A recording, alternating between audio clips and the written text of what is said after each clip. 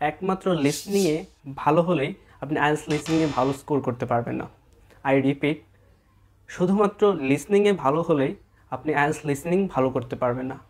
আসসালামু আলাইকুম, এফার্টলেস আইএলটিএসের নতুন একটি ভিডিওতে আপনাদের সকলকে আমন্ত্রণ। সো আজকের ভিডিওতে আমি কথা বলবো আইএলটিএস লিসনিং নিয়ে। আমাদের অনেকের ধারণা আইএলটিএস লিসনিংয়ে ভালো করার জন্য আমাদের পার্টিকুলারলি আমাদের ইংলিশ লিসনিংটা অনেক ইমপ্রুভ করতে হবে।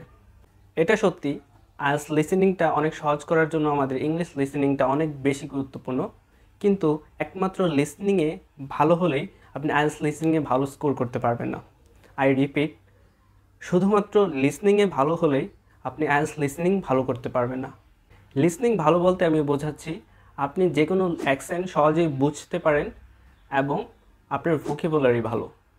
আপনার ভোকাবুলারি আর অ্যাকসেন্ট বোঝার দক্ষতা যদি থাকে তাহলে বোঝা যাবে আপনার লিসনিংটা অনেক ভালো। কিন্তু একমাত্র লিসনিংই আমাদের জন্য সমাধান নয়।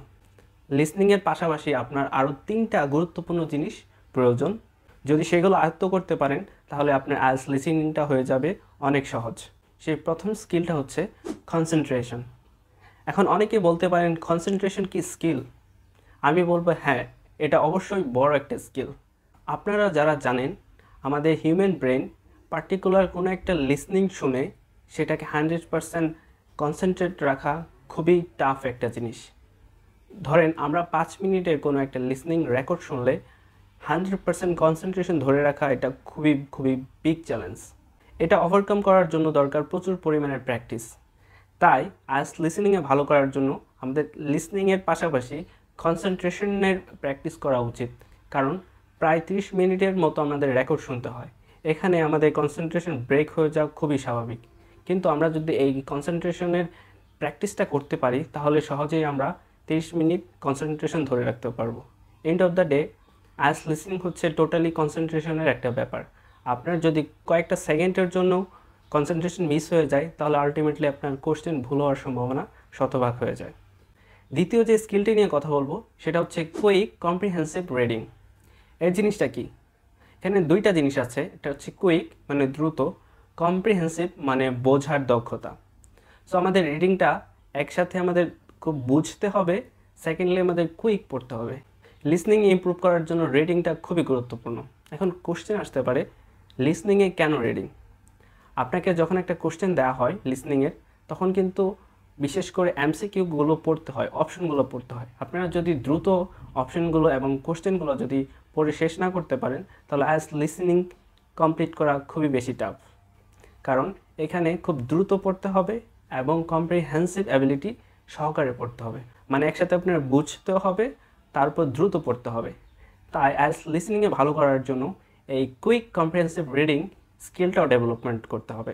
আমাদের তৃতীয় এবং সবথেকে গুরুত্বপূর্ণ স্কিল হচ্ছে multitasking. What does multitasking mean? Multitasking হলো 2 বা ততোধিক কাজ একই সাথে করা।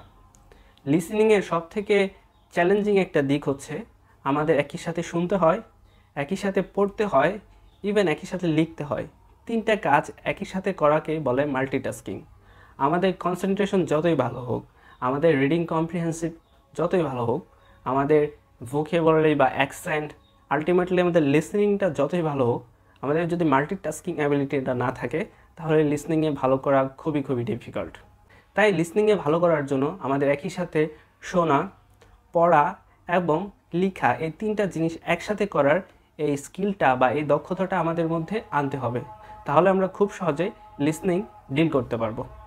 তাই আমি পরিশেষে বলতে চাই আইএলটিএস লিসনিং ইমপ্রুভ করার জন্য আপনার বেসিক ইংলিশ লিসনিং ইমপ্রুভ করার পাশাপাশি কনসেন্ট্রেশন, কুইক কম্প্রিহেনসিভ রিডিং এবং সর্বশেষ মাল্টিটাস্কিং এই 3টি দক্ষতার উপর বিশেষভাবে জোর দিতে হবে।